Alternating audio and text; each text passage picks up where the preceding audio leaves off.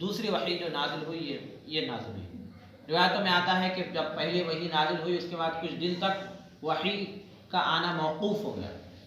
ایک مرتبہ سرکار صلی اللہ علیہ وسلم فرماتے ہیں کہ آپ جا رہے تھے، آپ جب کچھ آواز آئی تو آسمان کی طرف دیکھا تو کہتے ہیں کہ زمین اور آسمان کے درمیان میں وہی فرشتہ، سرکار دو عالم صلی اللہ علیہ وسلم فرماتے ہیں کہ ایک کرسی تھی، وہ کرسی پر وہی فرشتہ نظر آیا جو غار حرا میں آیا تھا، یعنی حضرت جبرائیل علیہ السلام وہاں پر آپ کو نظر آئے۔ تو اس کے بعد آقا دو جہاں صلی اللہ علیہ وسلم اپنے گھر تشریف لائے، لا کر اوڑھ لیا، کہا کہ مجھے اڑاؤ مجھے اڑاؤ۔ تو اما جان حضرت خدیجہ الکبریٰ رضی اللہ تعالیٰ عنہا یا جو گھر میں تھے انہوں نے جو تھا آپ کو اڑایا۔ تو اس کے بعد آیتوں کا نزول ہوا کہ یا ایھا المدثر، اے اوڑھے ہوئے آپ اٹھیے، قم فانذر، آپ لوگوں کو ڈرائیے۔ تو یہ سورہ کا آغاز یہاں سے ہوا۔ کہتے ہیں کہ یہ دوسرا سورہ ہے، وحی کے نازل ہونے پر دوسرا سورہ۔ اب ہم جو آیتوں کی تلاوت کر رہے تھے، سب سے پہلی بات تو میں آپ کو یہ بتا دوں کہ ہم جو کچھ کام شروع کرتے ہیں اعوذ باللہ من الشیطان الرجیم سے کرتے ہیں، اور قرآن مجید جب شروع کریں تو اس کا پڑھنا واجب ہے، کیونکہ اللہ تعالیٰ نے کیا فرمایا، فَإِذَا قَرَأْتَ الْقُرْآنَ فَاسْتَعِذْ بِاللَّهِ مِنَ الشَّيْطَانِ الرَّجِيمِ، جب تم قرآن پڑھنا شروع کرو تو اعوذ باللہ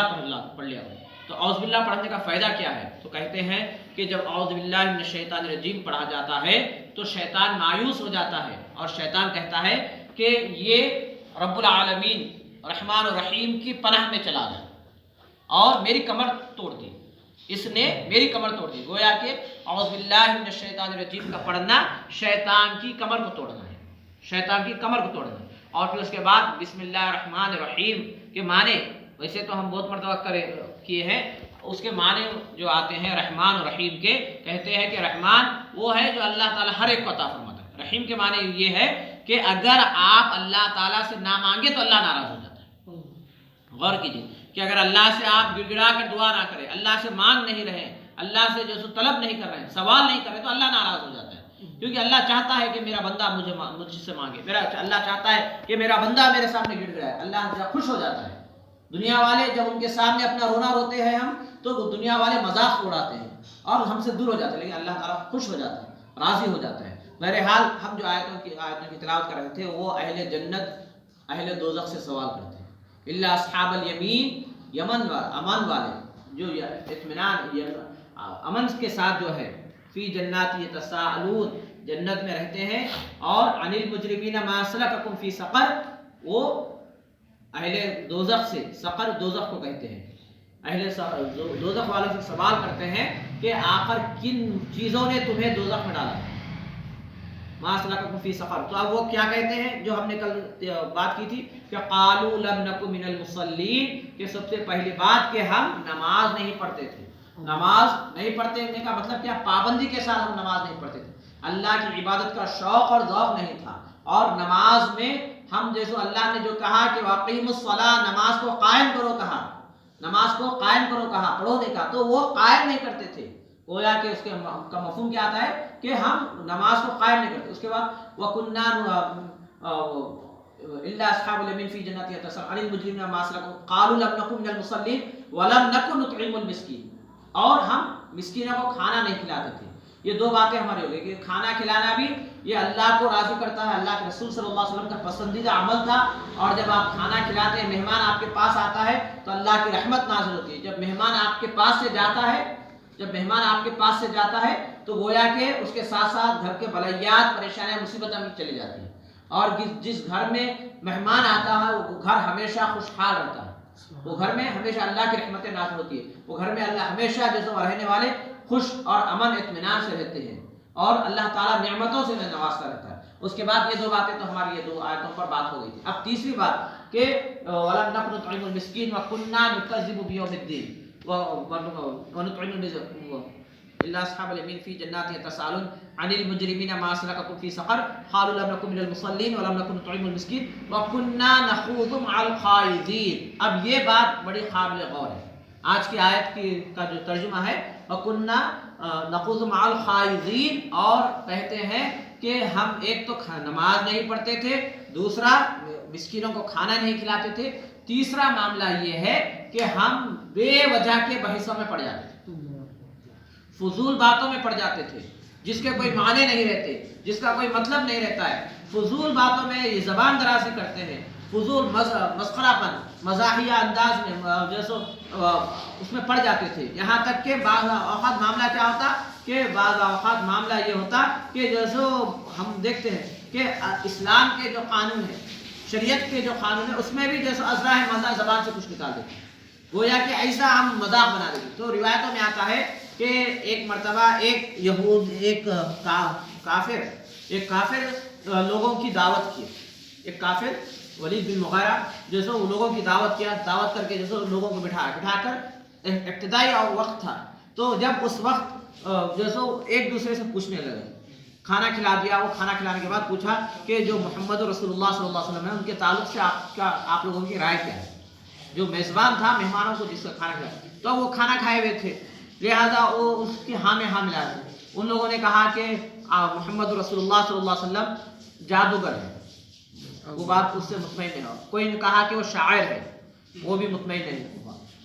کسی نے کہا کہ ان کے پاس جو قرآن مجید ہے وہ جادو ہے، کیونکہ قرآن مجید کا معاملہ کیا تھا کہ جب قرآن مجید سرکار دو عالم صلی اللہ علیہ وسلم تلاوت فرماتے یا صحابہ تلاوت فرماتے تو ان کافروں کے بچے، بیویاں، جیسے عورتیں کان لگا کے سنتے تھے، غور سے سنتے تھے، جس کی وجہ سے وہ یہ کہتے تھے کہ یہ جادو ہے، جو سنتا ہے وہ جیسے اسی کا ہو جاتا ہے، قرآن مجید جادو ہے۔ تو یہ بات جب ہوئی تو جیسے اس کے بارے میں سرکار دو عالم صلی اللہ علیہ وسلم کو اطلاع ملی کہ جیسے لوگ اس طرح سرکار دو عالم صلی اللہ علیہ وسلم کے بارے میں جیسے ایسے باتیں کر رہے ہیں کہ کوئی شاعر کہہ رہا ہے، کوئی جادوگر کہہ رہا ہے، کوئی جیسے قرآن مجید کو جادو کہہ رہا ہے، تو جیسے سرکار دو عالم صلی اللہ علیہ وسلم کو بڑا تکلف ہوا، سرکار دو عالم صلی اللہ علیہ وسلم پر بڑا گراں گزرا، آپ کو بڑا افسوس ہوا۔ تو اس وقت اللہ تعالیٰ نے فرمایا کہ وَكُنَّا نَخُوضُ مَعَ الْخَائِضِينَ، کہ جو دوزخ میں رہیں گے ان کا معاملہ یہی رہے گا کہ وہ بیکار کی باتوں میں الجھ جائیں گے، اور جیسے نعوذ باللہ من ذالک سرکار دو عالم صلی اللہ علیہ وسلم نے جو شریعت لائی اس شریعت میں کا وہ مذاق بنائیں گے، وہ شریعت کے تعلق سے جیسے اپنی رائے اس میں رکھیں گے، جبکہ اللہ کے رسول کے جو حکم ہے اس میں کسی کی نہیں تھی،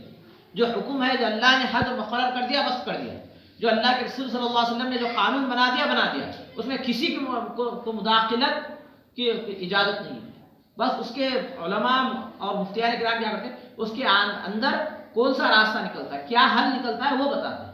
کیسا اس کا آسانی کیسا ہوتی ہے وہ بتاتے ہیں، لیکن قانون تو کوئی بدل نہیں سکتا، ساری دنیا میں مل کے، ساری دنیا کے لوگ، ساری دنیا کے علماء مل کے بھی اللہ کے رسول کا کوئی حکم بدل نہیں سکتے۔ تو وَكُنَّا نَخُوضُ مَعَ الْخَائِضِينَ، تو یہ وہ لوگ ہوتے ہیں جو بحث کرتے ہیں، بحث و مباحثہ کرتے ہیں، اس لیے کہتے ہیں کہ ہمارے سرکار دو عالم صلی اللہ علیہ وسلم زبان مبارک کو پکڑ کے بتاتے تھے کہ یہ وہ چیز ہے، بغیر ہڈی کی زبان جو ہے یہ وہ چیز ہے جو آدمی کو جو دوزخ تک پہنچا دیتی، دوزخ تک پہنچا دیتی، کیونکہ کفریہ کلمات یا شرکیہ کلمات جب نکل جاتے ہیں یا گستاخانہ الفاظ نکل جاتے ہیں تو اس کی وجہ سے تمام اعمال اکارت چلے جاتے ہیں، تمام اعمال جو ضائع ہو جاتے ہیں۔ کوئی اگر جو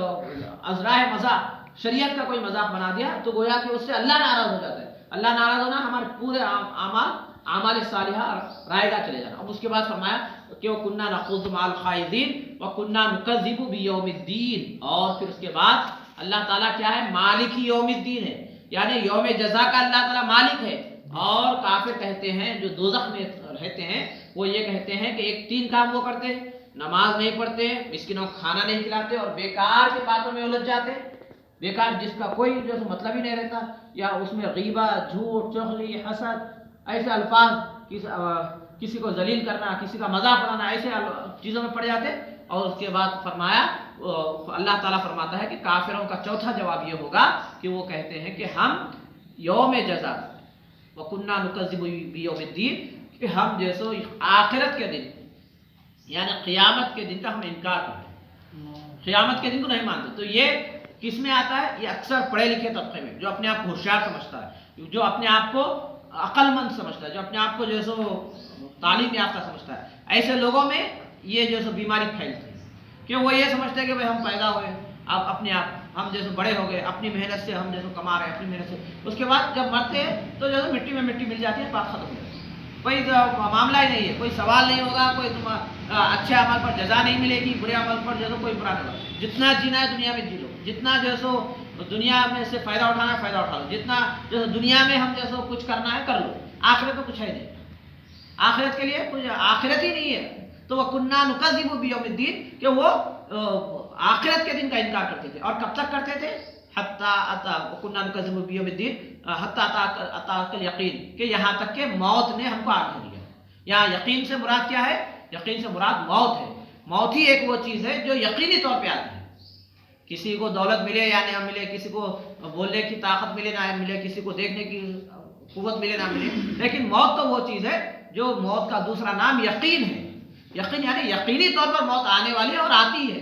سوائے اللہ کے کل من علیہا فان ویبقى وجہ ربک ذو الجلال والاکرام کہ ہر چیز فنا ہونے والی ہے. باقی رہنے والی ذات اللہ کی ہے. اللہ ہی ایک باقی رہنے والا ہے، اس کے علاوہ ہر چیز فنا ہونے والی ہے. تو یہاں پر کیا ہے؟ حتیٰ اتاک الیقین کہ یقینی طور پر موت آنے والی ہے. موت آ گئی تب تک بھی ہم جیسے نہ تو نماز پڑھنے کے قابل ہے، نہ نماز پڑھتے تھے، نہ تو مسکینوں کو کھانا کھلاتے تھے، نہ تو جیسے بحث و مباحثے میں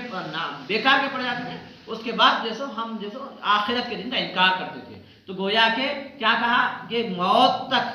بھی جو یہ موت مرنے تک اگر ان چیزوں کا اگر ایسے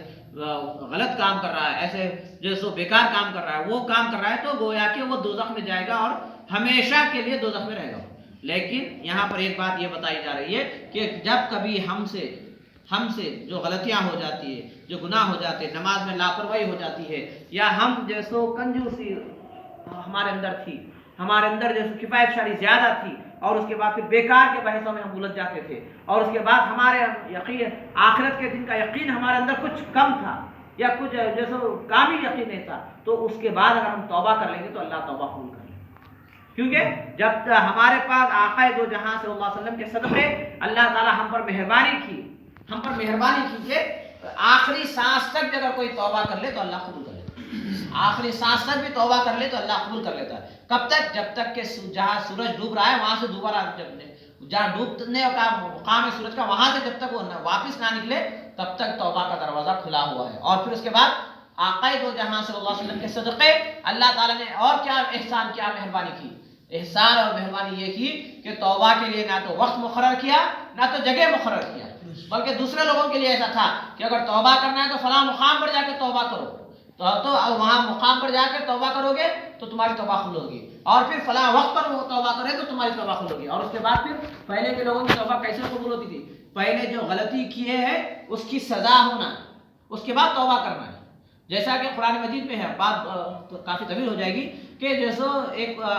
جب ایک قوم غلطی کی تو اللہ تعالیٰ نے انہیں کہا کہ تم ایک دوسرے کو قتل کر لو. جب تم ایک دوسرے کو ختم کر لو گے جب تم اس کے بعد تمہاری توبہ ہوگی. یعنی پہلے سزا تھی. اب یہاں پر آقا دو جہاں صلی اللہ علیہ وسلم کے صدقے اللہ تعالیٰ نے یہ احسان کیا کہ اگر جو غلطی جو گناہ ہم سے ہو جاتا ہے، جس میں کسی کا حق مارے نہیں جاتا، جس میں حقوق العباد میں کوئی کمی نہیں، اللہ کے ساتھ ہمارے جو معاملات ہیں اس میں جو کمی ہو جائے گی، جیسے نمازوں کا مسئلہ ہے یا جو بھی ہے ہمارے اندر جو کمی ہے، جب ہم توبہ شرمندہ ہو جائیں گے گناہ پر اور جیسے اللہ سے توبہ کریں گے کہ اے اللہ دوبارہ میں نہیں کروں گا، اور اس توبہ پہ قائم رہ جائیں گے تو اللہ تعالیٰ سابقہ تمام گناہوں کو اللہ تعالیٰ معاف فرما دیتا ہے. نماز کا مسئلہ کیا ہے؟ نماز کے تعلق سے کہا گیا ہے کہ جتنے نمازیں چھوٹ گئی ہے ان نمازوں کو پڑھنا ہے، قضا کرنا ہے، اس کے بعد توبہ کرنا. ایسا نہیں کہ بھائی اتنے سال کی نمازیں میری چھوٹ گئی، اب میں توبہ کر کے اب یہاں سے پابندی کے ساتھ کروں گا تو بات مکمل نہیں ہوئی. آپ کو جو نمازیں چھوٹ گئی اس کی قضا کرنا پڑے گا، اس کی قضا پڑھنا پڑے گا، چاہے ایک دن کی ہو، ایک سال کی ہو، 10 سال کی. اس کے بعد آپ اللہ سے توبہ کریں تو اللہ تعالیٰ ان قضا نمازوں پر بھی آپ کو اجر و ثواب عطا فرمائے گا اور آپ سے باس پرس نہیں کرے گا. واقع دعوانا الحمدللہ رب العالمین، سبحان ربک رب العزۃ عما یصفون وسلام علی المرسلین والحمد للہ رب العالمین.